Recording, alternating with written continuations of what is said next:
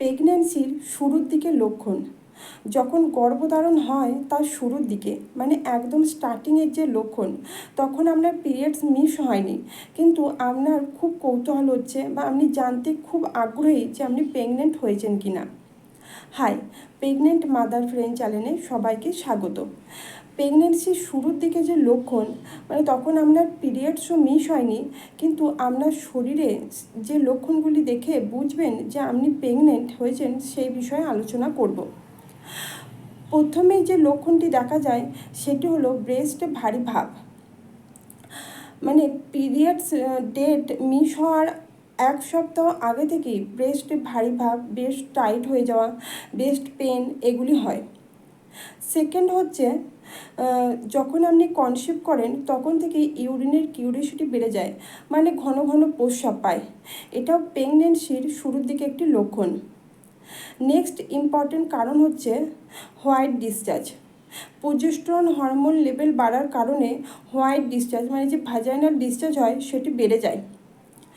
Next কারণ হচ্ছে বমি বমি ভাব আসা। মানে আপনার বমি ঠিক হয় না, কিন্তু সবসময়তেই যেন মনে হয় যে বমি হবে বমি হবে। হয়তো সকালে আপনি ঘুম থেকে উঠছেন, ব্রাশ করতে যাচ্ছেন, মানে নোনা জল একটু উঠে আসছে, এই প্রবলেমগুলি হয়। আর এই সময় গ্যাস এবং অ্যাসিডিটির মাত্রাও খুব বেড়ে যায়। নেক্সট ইম্পর্টেন্ট কারণ হচ্ছে ইমপ্লান্টেশন পেন। মানে ভ্রূণ যখন গর্ভাশয় দেওয়ালে আটকায় তখন পেটের নিচের দিকে হালকা পেন হয়, আর এই ইমপ্লান্টেশনের কারণে হালকা ব্লিডিংও হতে পারে। এটাও প্রেগনেন্সির শুরুর দিকে একটি লক্ষণ। নেক্সট হচ্ছে মুড চেঞ্জ, মানে বিনা কারণেই আপনার রেগে যাওয়া, কান্না করা, সব কিছুতেই বিরক্ত লাগা, এগুলি হয়।